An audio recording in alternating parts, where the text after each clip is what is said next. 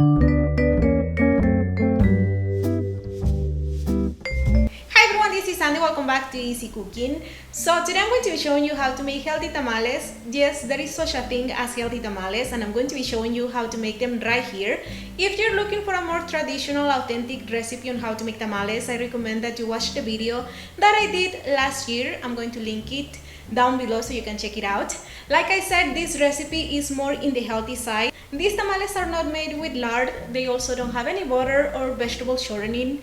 They only have a little bit of coconut oil, so they are very healthy, very flavorful and delicious. So hopefully you'll give them a try. The preparation time and the cooking time combined is going to be about an hour and 40 minutes. So I hope you enjoyed this video. Let's get started. Remember, you'll find the list of ingredients in the description box of this video, and you will also find it in my blog where you can print the whole recipe. Let's get started. We will start with the corn husk.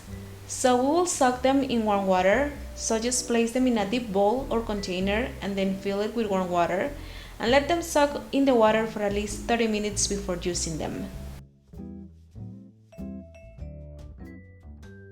Now to make the dough or the masa, we will start by placing the corn kernels in a food processor or blender, and to this we will also add a quarter of a cup of vegetable broth or chicken broth, or you can also add water if you prefer so. Just remember that by using the broth instead of the water, you add more flavor to the dough, but it is up to you. You can use water if you want to. So we're going to blend the corn kernels with 1/4 of a cup of vegetable broth for about 2 or 3 minutes or until well blended, and you will get a very thick kind of dough. So this is how it looks. So once the corn kernels are puree, now we'll season them with a teaspoon of salt and a teaspoon of baking powder.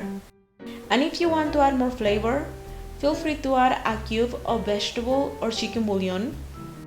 I didn't add anything but salt, but if you want to add any extra seasonings, you can definitely do so. To this mixture, we will also add in 1 cup of the yellow cornmeal, and we will also add in the coconut oil. And once again, blend on high for about 1 or 2 minutes or until well combined. And this is how it looks. As you can see, it's getting thicker. Now we will also add in the rest of the cornmeal, and we will blend this again until well incorporated.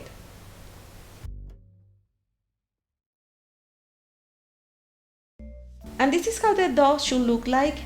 As you can see, it's very thick and humid without being too sticky at all, and this is the kind of consistency that you're looking for.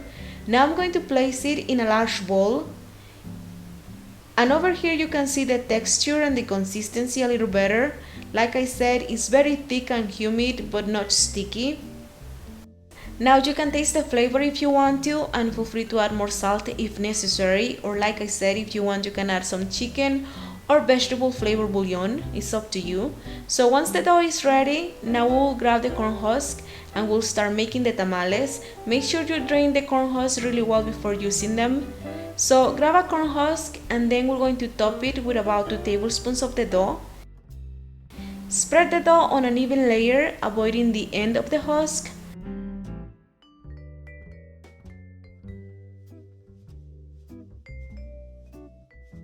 Then place a strip of cheese right in the center, and also add some pickled jalapeno slices.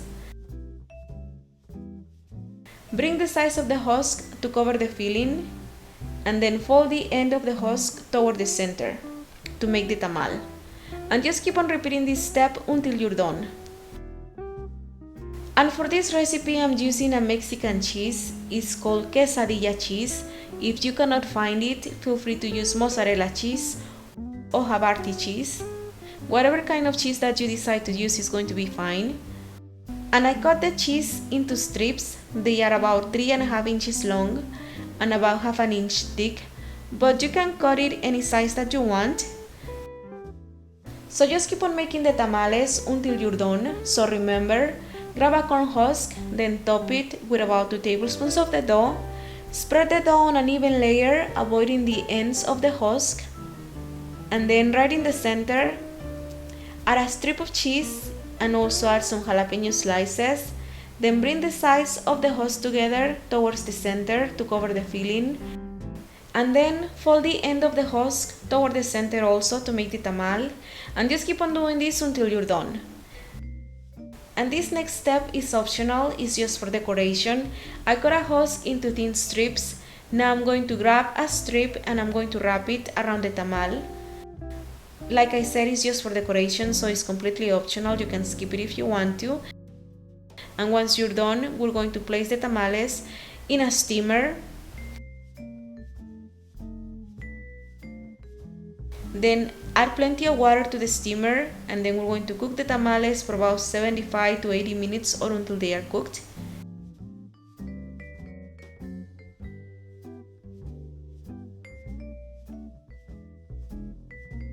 And once they are done, let them cool a little bit before serving them.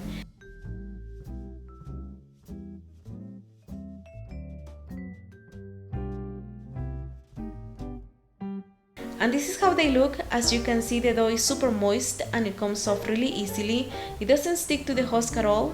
They are perfect. They are so flavorful and delicious. So the only recommendation I will give you is that you have to double this recipe, because these tamales will fly in a blink of an eye. They are simply delicious. I really recommend them. Enjoy!